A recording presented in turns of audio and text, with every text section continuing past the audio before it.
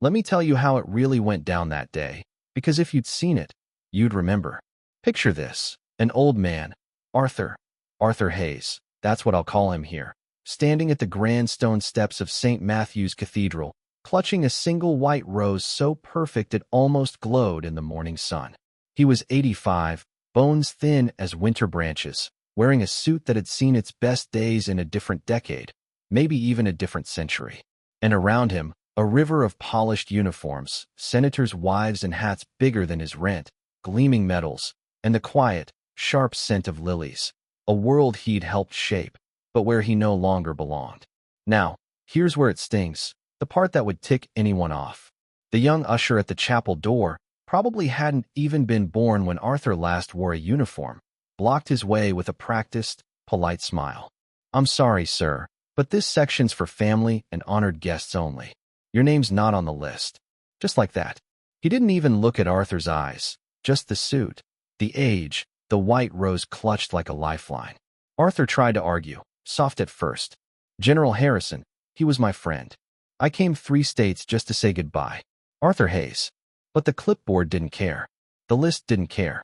"Overflow seatings to the left, if there's space. Or there's a screen outside," the usher said, as if that was comfort, as if a screen and a bench in the wind could be the same as a pew next to your brother in arms. That's the hook, you know? The world changes. You get older, your name fades from the list, but the ache inside, missing a friend, a brother, never does. Arthur didn't make a scene. That wasn't his style.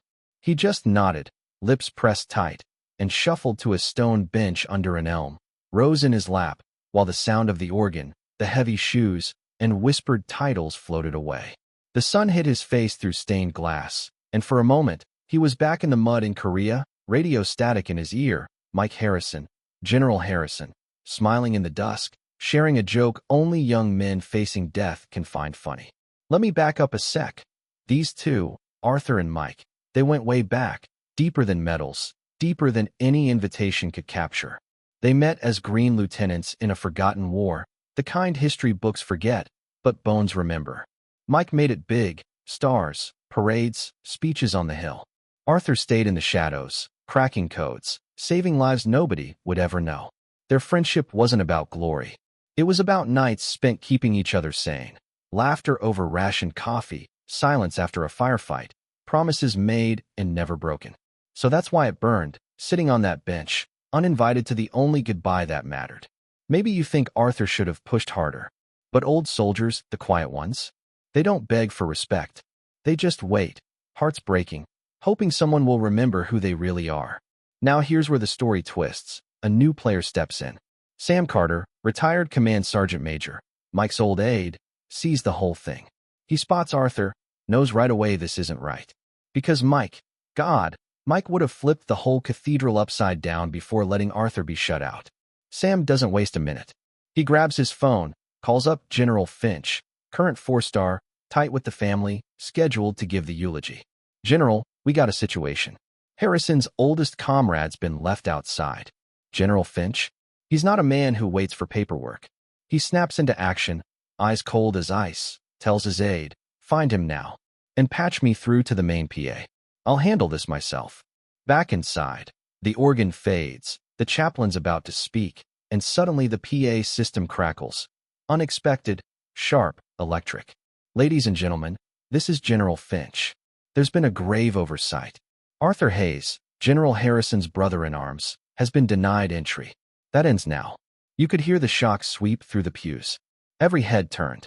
Protocol officers froze, like statues caught in a thunderstorm. Mr. Hayes served alongside General Harrison his entire career. His contributions are etched in the very safety of this country, whether you know it or not. This is more than a protocol error. It is an insult to the spirit of brotherhood that General Harrison held sacred. So we will wait. Not one word, not one note, until Mr. Hayes is seated at the front, where he belongs. Now that's power, you know? Not in medals, not in speeches, but in stopping an entire funeral, a state funeral, mind you, to right a quiet wrong. Outside, Arthur just sits, stunned, as a young captain comes running.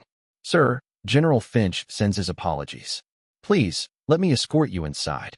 And this time, When Arthur walks past the ushers, nobody stops him. Their faces are white as the lilies. People rise, everyone, from senators to generals to grieving grandchildren. Not a whisper, not a shuffle, just a standing ovation for a man they'd never noticed until now. And Arthur? He clutches that white rose, sits in the front pew, finally letting the tears fall. Tears not of loss, but of something being put right. General Finch takes the pulpit, but not for the eulogy. Let this be a lesson, he says, voice strong. That honor is not reserved for the loud or the famous, but for those who stood in the shadows and never asked for thanks. Today we say goodbye to General Mike Harrison, but we also honor his greatest friend. Let's never forget, true worth is often quiet, unseen, but irreplaceable. After the service, Arthur is pulled into the family circle. Mike's kids, grandkids, they all want to hear about the man they barely knew, the stories only Arthur can tell.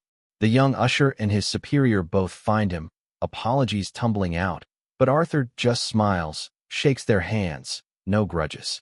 He's seen worse. Systems fail. People forget.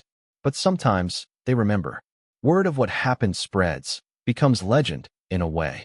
A reminder whispered in the halls of power, in back rooms and command centers. Don't forget the quiet ones.